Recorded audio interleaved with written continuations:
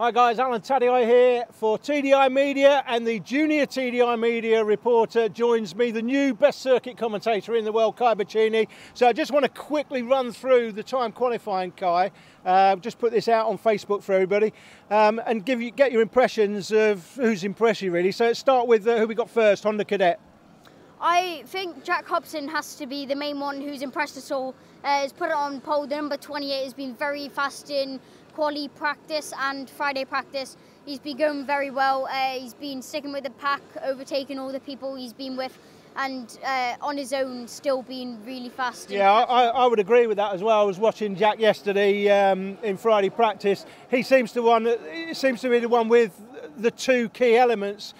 He's fast and he's got great racecraft, so no doubt for me in Honda Cadet, and somebody will come out of the pack and challenge him, I know, but Jack Hobson for me is, I think, going into the first final today, the favourite. Just run through second and third for me. So we got Connor Leishman and Stephen Duncan, who they are very close together. They're only 300th of a second between each of them.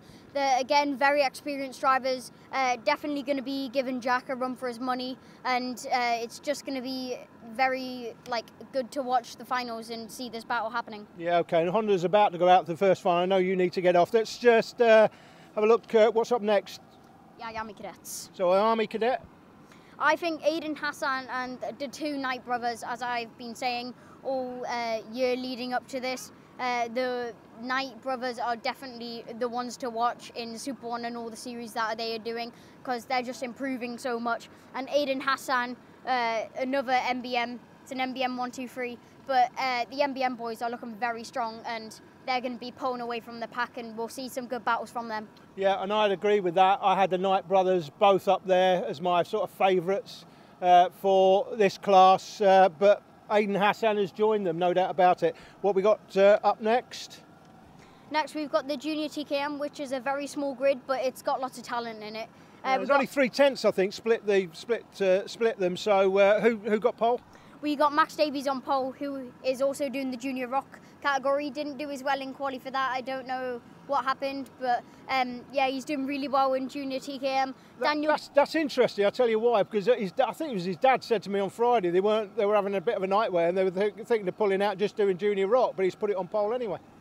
Yeah, well, we're gonna have to watch Daniel Gazelle though, because he's a rookie in the Super 1 series, and he's come from doing higher karting, and he was on pole in the session and went down to 4th, which is last on the grid so far. But yeah, he was looking really quick in quali until the second half, so we're going to have to watch him come through the field. Okay, what we got next? Senior Rock. So Senior Rock, I think that was Scott Mackerel. Yeah, Scott Mackerel, it was very fast in quali. He was very consistent, every lap getting faster and faster and faster. He was very consistent. He's also a very experienced driver. He's not a rookie, he's been doing this series for quite a long time.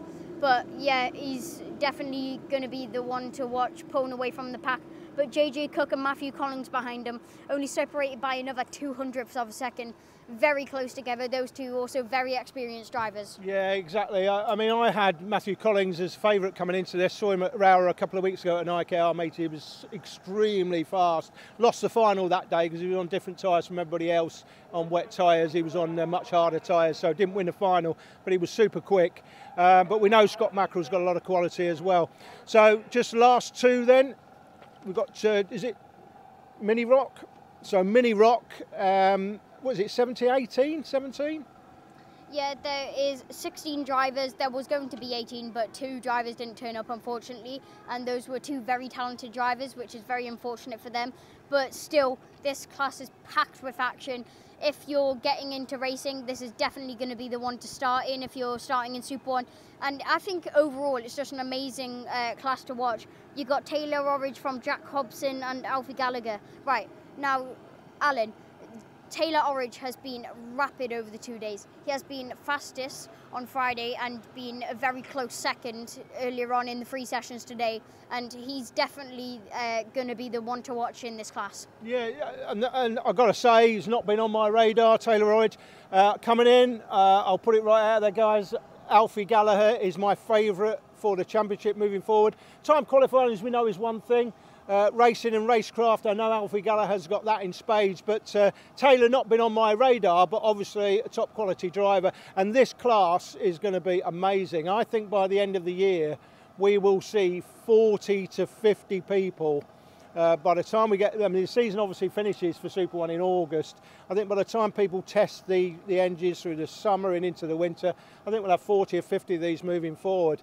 And then the last grid is, is it Junior Rock? So Junior Rock, and we've got, what, is it 7?